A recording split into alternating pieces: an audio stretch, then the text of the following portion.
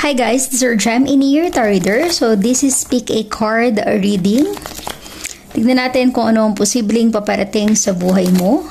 Just a reminder, this is a general reading, so this may or may not resonate with you, so don't take it personally. This is just a guide. This is also a timeless reading, so kung mapanood mo ito sa ibang panahon at ibang pagkakataon, possible na nakatadhanang mapanood mo ang reading na ito. Maaaring mga advice and messages na mapupull out natin ay makatulong sa iyong sitwasyon. Also, please like, share, comment, and subscribe for more videos. Give me your energy. Alamin natin kung ano ang posibleng paparating sa buhay mo. Give me your energy. Okay, let us see. Magkakaroon tayo ng tatlong set sa reading na ito. Okay. You have here set A, set B, or set C. Isipin mo mabuti kung alin dito sa tatlong set na ito hinahatak ang energy mo. Okay? At titingnan natin kung ano ang posibleng paparating sa buhay mo. Again, set A, set B, or set C. Kapag nakapili ka na ng set mo, pwede mong i-check sa description box yung timestamp na napili mong set. Okay, let's start. Hi, set A. So, alamin natin kung ano ang posibleng paparating sa buhay mo. Give me your energy, set A. Ano ang posibleng paparating sa buhay mo? Set A, give me your energy. Ano ang posibleng paparating sa buhay mo? Give me your energy, set A.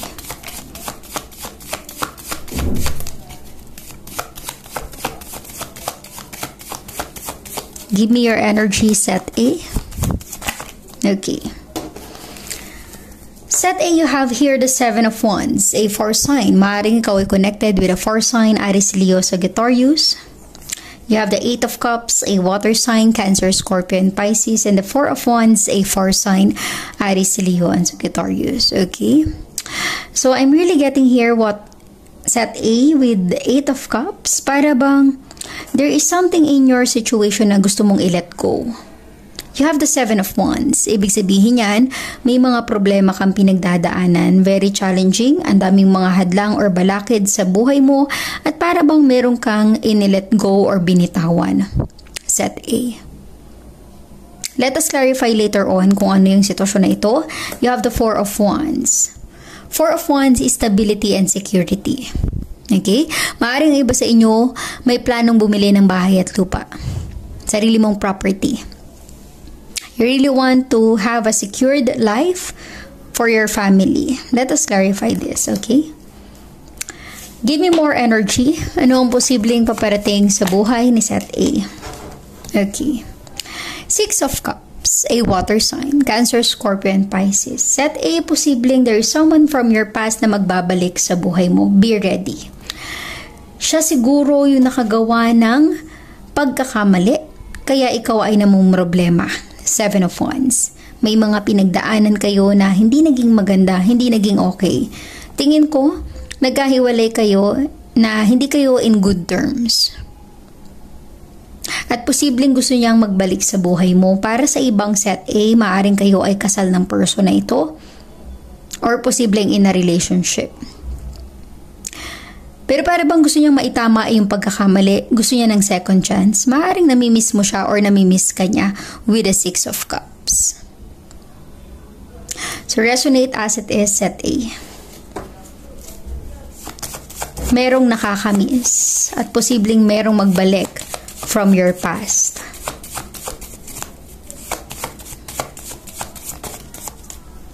Four of Cups. This is a water sign. Ibig sabihin yan, meron pang hindi nakaka-get over. Kung kanina yung energy mo with the Eight of Cups, you are moving on. Ikaw yung nakipaghiwalay, or merong nakipaghiwalay sa inyo, ikaw yung umalis. Resonate as it is, set A. Pero tingin ko meron sa inyong umaasa pa. Umaasa pa na maging okay. So, posibleng this is your person's energy. Namimiss ka niya kasi umaasa pa siya. Gusto ka niya makita, gusto ka niya makausap, para humingi ng second chance. Hindi pa siya nakaka-get over Kahit na ang dami niyang suitor manliligaw or ang daming opportunity sa paligid niya, hindi niya ito pinapansin. Kasi nafe-feel ko, set A, ikaw lang ang laman ng puso at isipan ng person na ito. You have the 6 of Cups and 4 of Cups.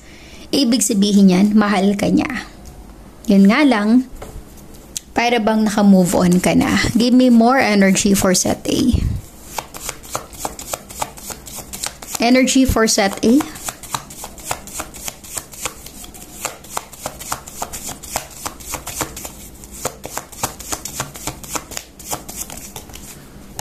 Okay, you have the 2 of Swords in air sign.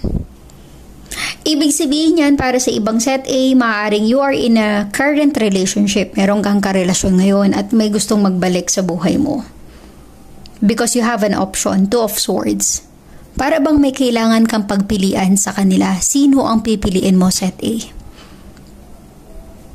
Sino sa kanila? Yan ang tanong. I'm really getting here, set A, may magbabalik sa buhay mo. So you have to make a wise decision para wala kang regrets sa bandang huli, pag-isipan mong mabuti. Okay? Pwede kang humingi ng tulong sa iba, guidance, advice sa mga taong pinagkakatiwalaan mo, sa mga taong nakakaintindi sa'yo, nakakaunawa sa sitwasyon mo. Okay? Or posible rin you can listen to your intuition and gut feeling. Resonate as it is, set A. Please like, share, comment, and subscribe for more videos. Thank you, set A. Hi, set B. So, alamin natin kung ano ang posibleng paparating sa buhay mo. Give me your energy, set B. Ano ang posibleng paparating sa buhay mo? Give me your energy, set B. Give me your energy, set B. Ano ang posibleng paparating sa buhay mo? Okay. Set B, you have here the Judgment. The 5 of Swords, an air sign. Maaaring ikaw ay connected with an air sign, Gemini, Libra, Aquarius. And the Page of Swords, an air sign again. Tingin ko, set B, posible na meron kang matuklasan with a Page of Swords. Meron kang malaman, mapagtanto, ma-realize. Because you have the Judgment. Para bang this is some kind of revelation or truth.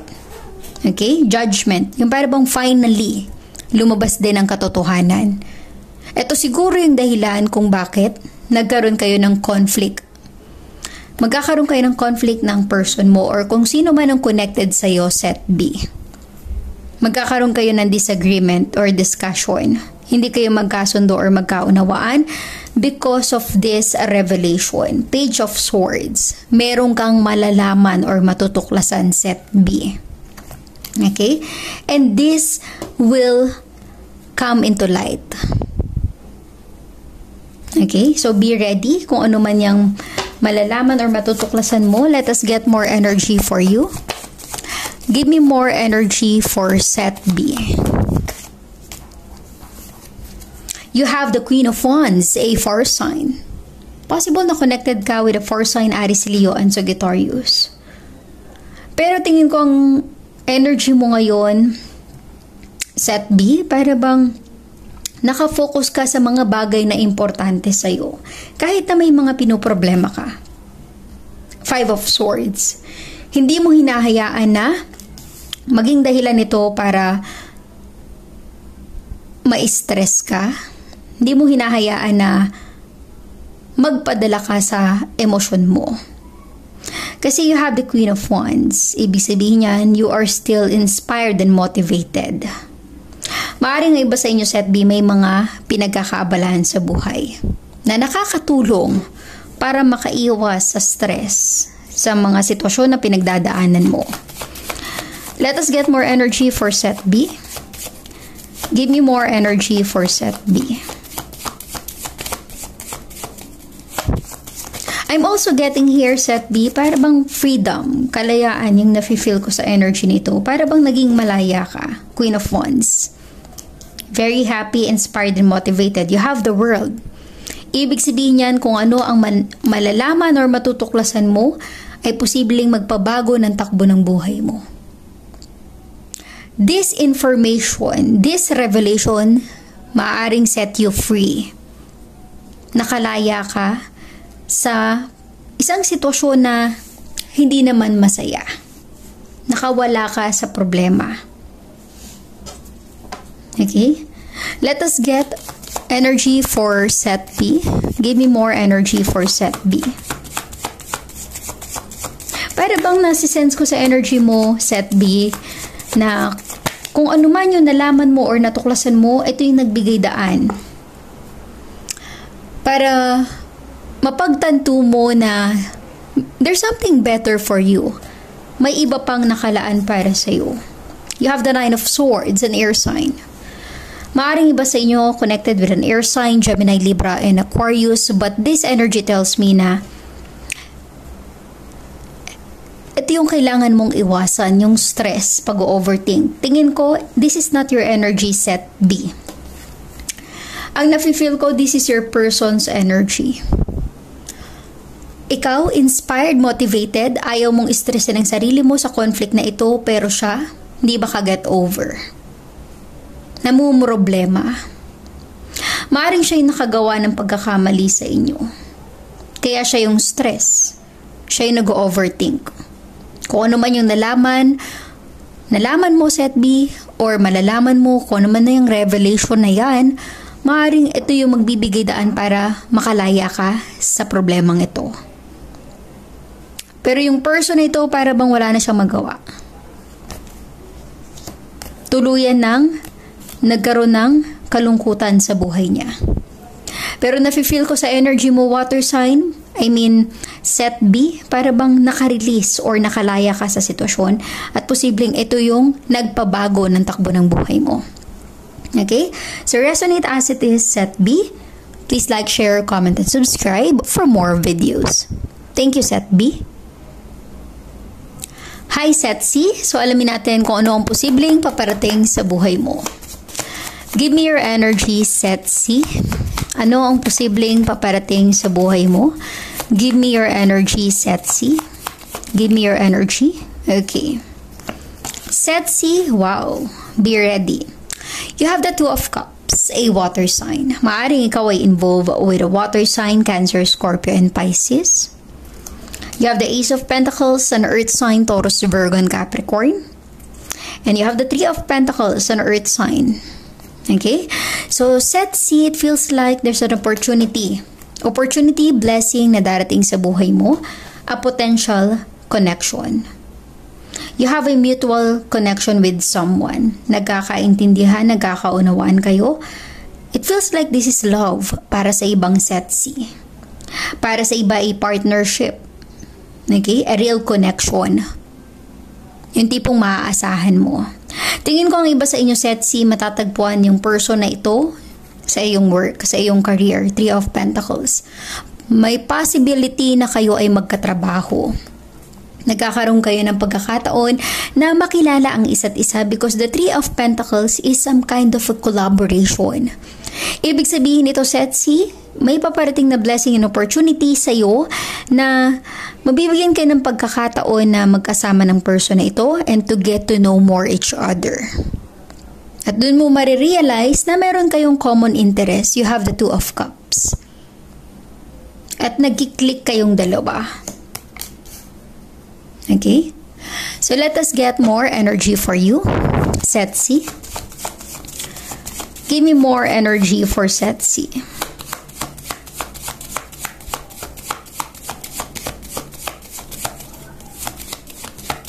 Tingin ko kung ano yung hilig mo, nais mo, gusto mo. Ganon din siya. Para bang nagva-vibe kayo sa isa't isa. You have the Queen of Swords, an air sign. Maaring ka involved with an air sign, Gemini, Libra, and Aquarius. At first, tingin ko, medyo iba-block mo yung energy niya. Para bang medyo ititest mo. Hindi naman para pahirapan, pero para lang tingnan kung hanggang saan yung potential niya. Kung talagang consistent ba siya. Or kapag binigyan mo siya ng test is bibitaw na siya agad. You have the Queen of Swords, very strong ang personality. Posibleng isa ito sa ina-admire niya sa'yo. Water sign, set C. Okay? Kanina ko pa nababanggit yung water sign energy. Posibleng connected ka with a water sign or maaaring set C, you are a water sign energy. Okay? Resonate as it is. Pero tingin ko ina-admire ka niya sa pagiging dedicated mo. Sa pagiging strong ang personality mo, Setsi. You have here the Page of Wands, a fire sign. Maaaring ikaw involved with a fire sign, Aries, Leo, and Sagittarius, para bang instant yung attraction nyo sa isa't isa. Nagkaroon agad ng spark. Okay? Para sa iba, pwedeng love at first sight. Pero, undeniable. Kumbaga, yung chemistry nyo ng person na ito, para bang hindi maiiwasan at napapansin ng ibang tao sa paligid nyo yung chemistry nyo. Meron kang inspiration at ganun din siya. Parang pareho kayong inspired sa isa't isa. Kaya maganda yung mga project nyo, kung ano man yung pinagsasamahan nyo ngayon, Setsi, yung collaboration nyo, kumbaga click kayo for one another. Give me more energy for Setsi.